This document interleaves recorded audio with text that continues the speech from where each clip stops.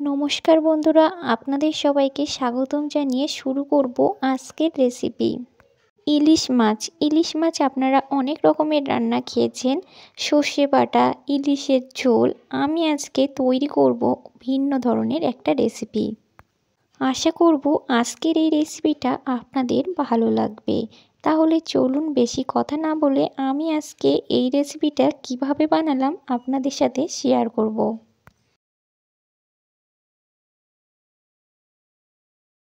সবার প্রথমে আমি এখানে ইলিশ মাছ নিয়ে নিয়েছি 4 পিস।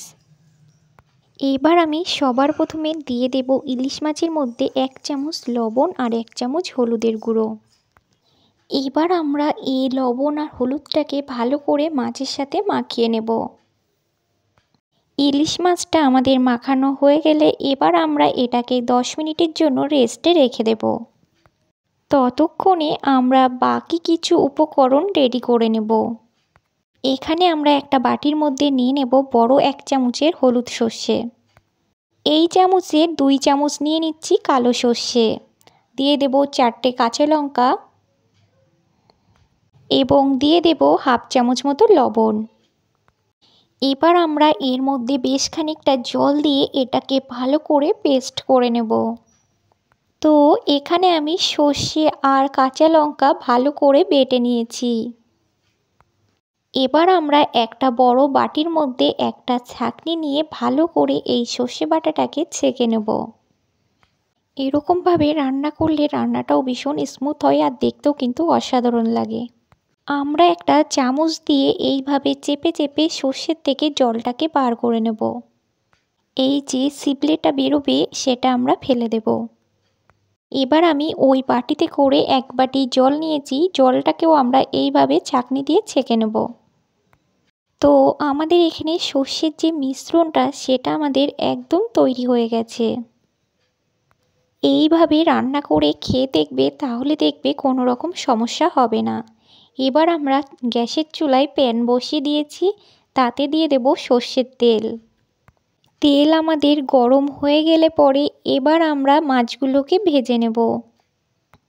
ইলিশ মাছগুলোকে আমরা 2 থেকে 3 মিনিট সময় নিয়ে ভালো করে ভেজে নেব। এক পাশ আমাদের ভাজা হয়ে গেছে, এবার আমরা ইলিশ মাছগুলোকে এক পিঠ করে উল্টে দেব। ইলিশ মাছ যেহেতু খুব নরম মাছ, তাই এটা রান্না করতে খুব বেশি একটা সময় লাগে না। 2 থেকে 3 মিনিট মতো ইলিশ মাছটাকে ভেজে নিলেই কিন্তু যথেষ্ট।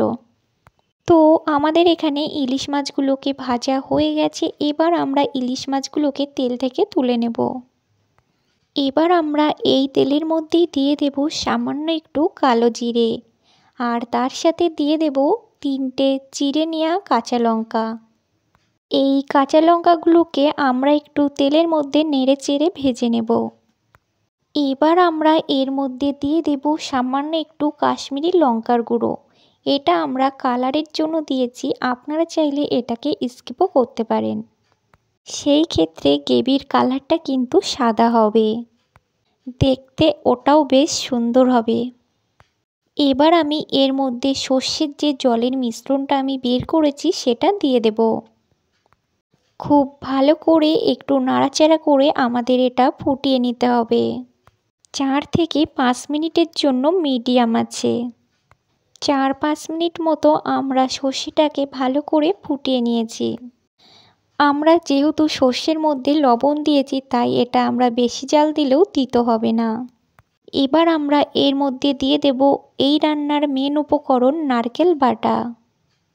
আমরা গোটা নারকেলের অর্ধেকটা নিয়েছি, দিয়ে ভালো করে কুড়িয়ে নেওয়ার পর এটাকে মিক্সিতে ভালো করে পেস্ট করে নিয়েছি।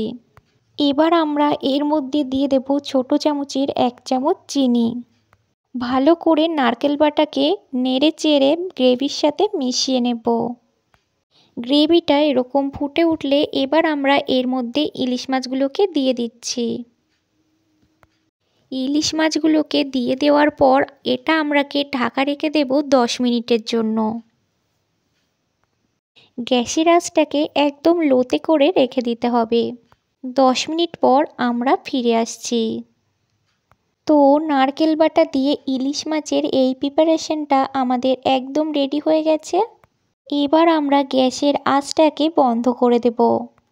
আপনারা যদি কেউ এই রেসিপিটা ট্রাই করে না থাকেন তাহলে আমি রিকোয়েস্ট করব এই রেসিপিটা ট্রাই করার জন্য। এই মাছের প্রিপারেশনটা গরম ভাতের সঙ্গে খেতে কিন্তু বেশ দুর্দান্ত লাগবে। এটা যেই খাবে সেই কিন্তু আপনার প্রশংসা করতে বাধ্য হবে। এবার আমরা এটাকে নামিয়ে নেব। আর রান্নাটাও কিন্তু বেশ তাড়াতাড়ি হয়ে যায়। আশা করব আজকের এই রেসিপিটা আপনাদের খুব ভালো লেগেছে।